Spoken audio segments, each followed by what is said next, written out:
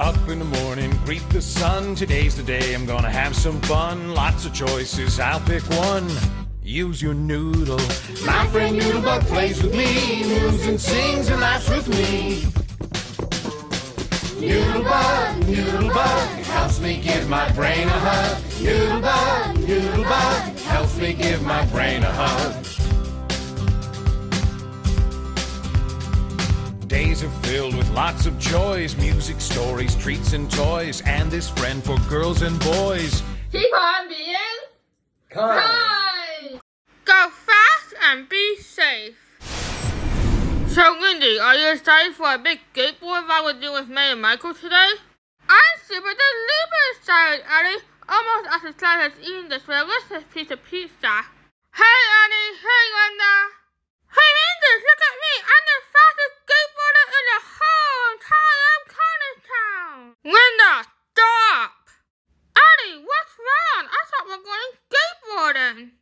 Oh, we are going skateboarding, Linda, but I think you're feeling a little bit overexcited and forgetting to follow the safety rules. I am excited, super duper excited. It is okay to feel overexcited sometimes, Linda, but sometimes being excited can make us forget important things like safety rules. May's right, Jesse. For one thing, we should always wear a helmet when we're going riding on bikes or skateboards. Riding is such great exercise, and you can get places without polluting the air. But whether you're riding a bicycle, a skateboard, scooter, or any other combination like that, the most important thing is safety.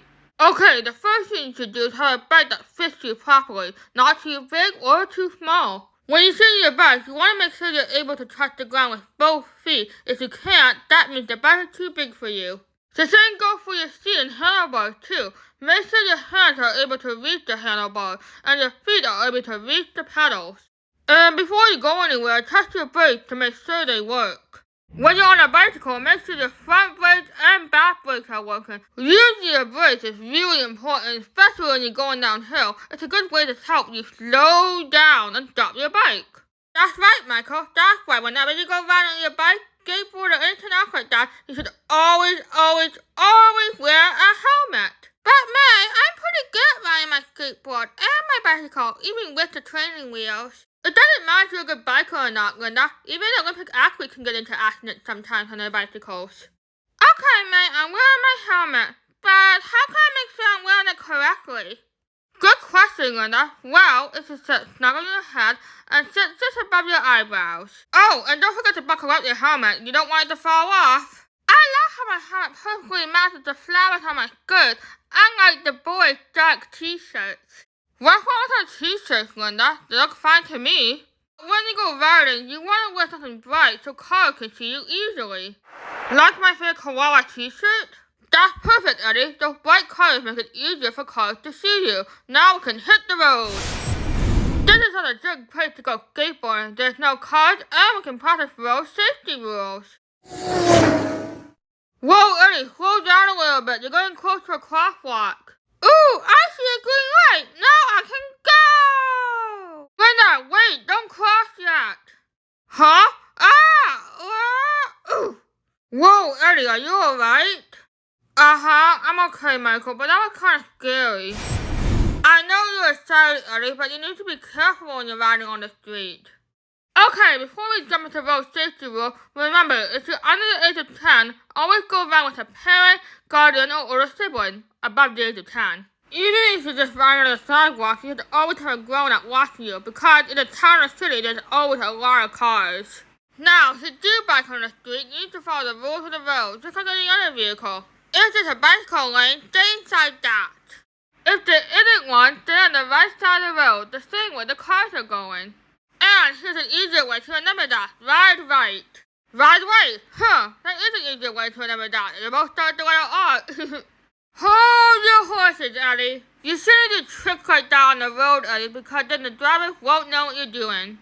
Oh, I see why, mate. If we don't pay attention to the road, we might get encountered by a car. That's right, Eddie. Even if you have a bright shirt on, people can get distracted and forget to look for each other. And if you want to be even safer on your bike, you can learn some hand signals to let people know if you need to turn. Here's the hand signal for left, right, and stop. There are many more, but these three are the most common ones people use. Okay, Michael, we're right on the right side of the road. Any other rules we should follow? Of course there is, Linda. Like with cars, we have to follow all the signs and signals. Like a red light means we should stop, a green light means we can go, and yellow means to slow down and use caution.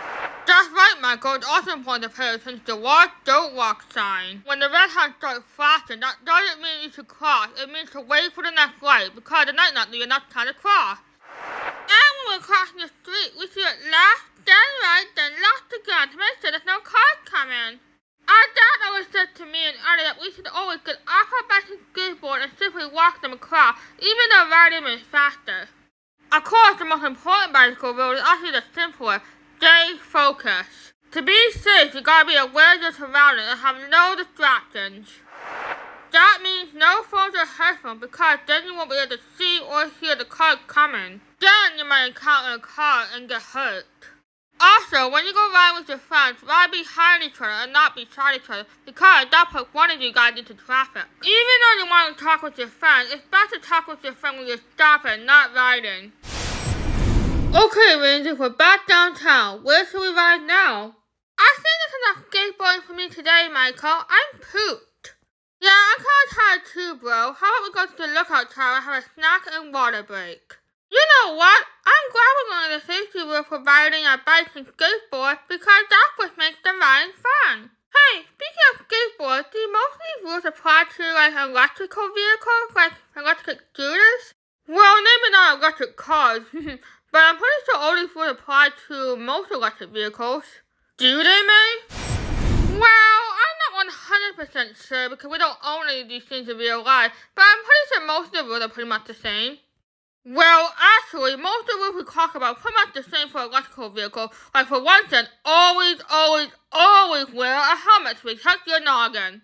You could also wear things like elbow pads, knee pads, and wrist guards. That way you can keep your arms, knees, and hands safe in case you fall. And stay on the right side of the road so cars can pass you on the left. But unlike bicycles, using the brake can be a little bit more trickier to use. That's why it's important to know how to brake. Michael! Jesus, Michael, are you okay? Never better, Rangers. Phew, for that a relief. Anywho, it's important to know how to brake properly when you ride an electric vehicle. Also to never, ever do dangerous stuff on them. It's like riding off the roof. Well, when we ride skateboards and scooters, our brakes is our feet. If we want to stop a skateboard or scooter, we drop our feet on the ground to create something called friction. And when we ride roller skates, we do something called a T-stop, when you make a little T with your feet. Or you can use your toe stop to stop on roller skates.